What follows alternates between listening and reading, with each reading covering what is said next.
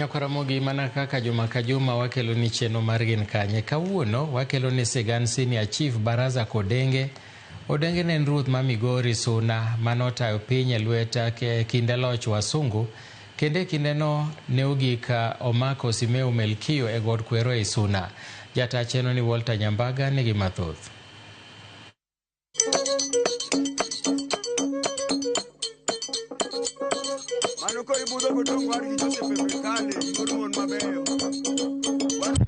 E gwenge mag Suna West e Nyamile County ma Migori, wanie limbe mar yudo sigand ruoth mane umbe olake pinje kalure kod tije. Zerubabel Baraza Odenge.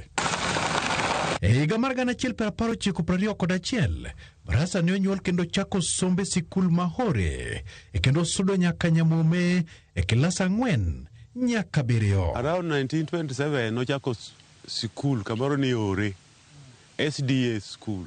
Mokalo niluongo ni sector 1 gitu Nyamume primary school. Ochako grade 4. Kogik 7 gitimo penj moro kanyo mane itimo chon. Odhi otimo course mar veterinary Kabete. No train kaka veterinary assistant. Baraza Odenge ne yudo tich kaka karan e kod migawo mar pur. E kata kamano ne giloso apaya mawuok Migori kochomo Miuru Bay. Ondike gi jo roads ne loso parapara madhi Miuru ni. Obedo clerk mar roads. Otiyo kanyo about 2 years. Kaeto ondike gi veterinary. Iluongo ni Department of Ministry of Agriculture. Yes. Veterinary was a department within Ministry of Agriculture. Koro otiyo veterinary igno chiko as a veterinary assistant. Veterinary officer mar South Nyanza. By then Nyanza South noriwo Kisii nyaka Kericho nyaka Bomet nyaka koni iluongo ni Southern Nyanza. Baraza ne owinjo ni nitiere thuolo moro mar bedo chief, to joma ne osomo ema ne idwaro. Omiyo ne oro kwayo. Chief mane tiyo Suna nogole tich. Kaeto en be as a veterinary officer no apply. He wanted to become a chief. No apply. Loch wa beberu 1955. Mane pok oyudo loch. Loch mar on Her Majesty the Queen. Elizabeth. Kanyakla kod jok mamoko ne odadhogi Kisii kendo yudo thuolono. Ka gitimo interview ne gitimo ji 9. Interview panel mar interview ne nitie only one African. Chakre saa 3 ka gik saa 6 interview rumo. Bwana wuok gi nying ji adi. Bwana kowuok gi ji 4 wacho ni Josuna. Watimo interview to ji 4 gi mokalo interview. Koro mora kuomgi ka dang' waket chief uyiego ni ndio bwana ji oyie ni But kutoka leo chief mar Suna en Zerubabel Baraza Odenge. That's how he got it. To ere kaka Zerubabel Baraza Odenge ne otayo piny ahinya to kaido mak ng'ato moketho. History nitie mar tich. Jaduong' Baraza kanotiyo nitiere kuonde manotimo maber, nitiere kuonde manotimo marach. Mano en kawaida gi tich mar ruoth. Kech en tich mar yalo kes. Kes nyaka dhi ni ng'ato neno no jaloch. Obviously ng'amo neno ni oloye cha. Samoro konyal bedo kod gimoro ahinya. Lakini mwatemo en ni mondo wabed fair kabisa. Kech tijwa en tich mar kelo thek. Ne en gi askeche 4. Askari manigi bonde. TP, Tribal Police. Ingini chon niluongo kapok gibedo APs.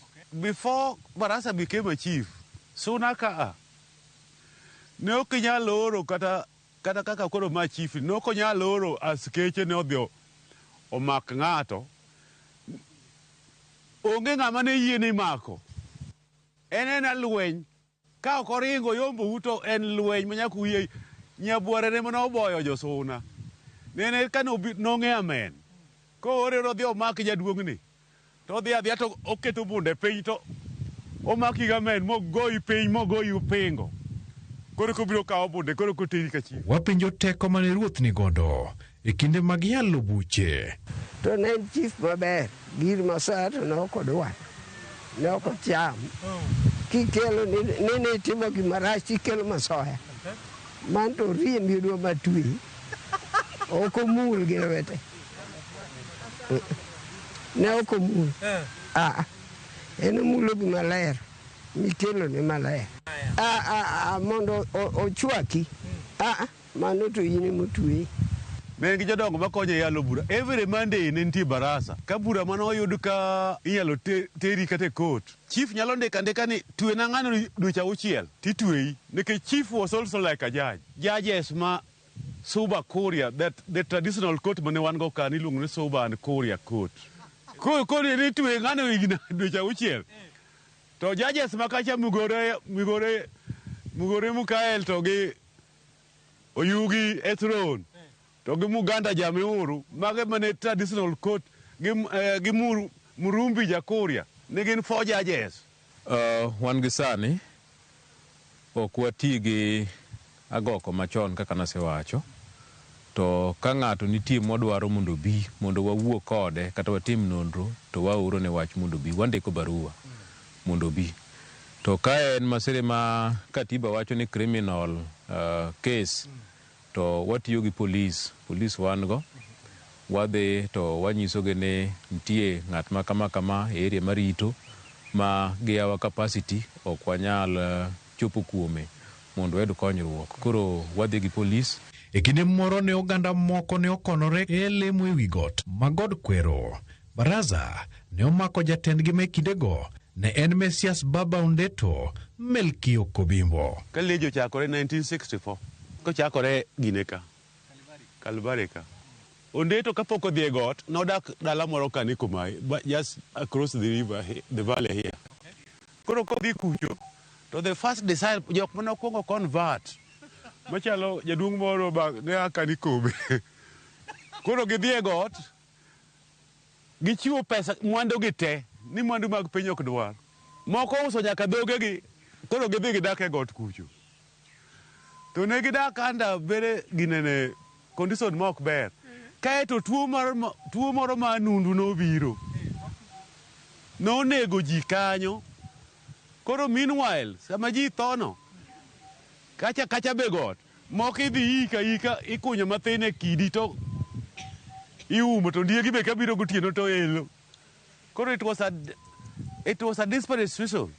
Koro wach nodhi nyaka ka DC nochiwo order ni jok matuo makuno nyaka dhi golgi gi thuon matergi osiptal. That's how the chief was involved, because he was the chief of the area. No mak ji kuno matuo moyudo ka tuo itero mater nyaka osiptal by force. Ne oken meko mayo kendo gin ji mang'eny. To gin dongruok mage ma senior chief ne okelo. Kaka yewni nitie yaw Mabondo, nitie yaw ma Nyamome, Mubachi, nitie yaw ma Ndonyo, sikunde bende Sagero bende chak ndalo motiyo. Abwao bende chak ndalo motiyo. Mago skunde manyalo paro, Magongo bende, Magongo school, Magongo Gribe. Tije motimo mang'eny ma pod ji paro sani ne agriculture ka. No introduce rice farming. Nodwaro ni mondo livestock bende kaka ja veterinary mondo improve. Nogero cattle dips. Nogero yewni, dams, ma dhok nyalo modhi. Ogero dams. Okelo cross bull mar Saiwal, oketo location ma ka ng'ato nigi dhiang' manyalo madhako madwa gine to tero kanyo. Gima kano introduce mchele, josuna ka nopuro mchele ma in fact mchele ema no create, ema no kelo gima wanyalo luongo ni the middle reach. Embaka wapenjo weche mag kuo mag jamni e suna mane otimo newa. Kuo mag jamni no chakore suna ka 1940s, around 1950 to 52. To nomedore saidi. Ocharo nomi mandate manokwongo miye maduong' nyaka one kaka kuo mar dhok rume suna ka. Jaduong' ni nobiro dak e kanisa mar SDA. Madalawa ne en kanisa. Koa dala gi piny kae ka Kodenge, to biro dak e kanisa, nopuonjo nyithindo e kanisa kae. Kaka Sunday school en nopuonjo ji. ma bang'e kuma nodakeno, ot manodakeno emochweyo obedo kaka dalane. Min ute ne poe kaka ruoth mane ohero nyithinde, to kendo chunye ne ler mokalo. Otho makogoya, ok nogo dhako. Nohero mon matek. Duonde to ne ber, nong'e yalo. To kang'e gik manowacho nikech nodhi owuoyo oko. Noko chiem kende. Nyathine ka nosechako wuoth karomo gi ma ok chiem gi mine, ochiemo kodgi. Kendo choko gi me ot. Nyithindo moko ne kata mabedo piny oketo piny, to madongo chiemo gi mesa. Ok chiem gi mine.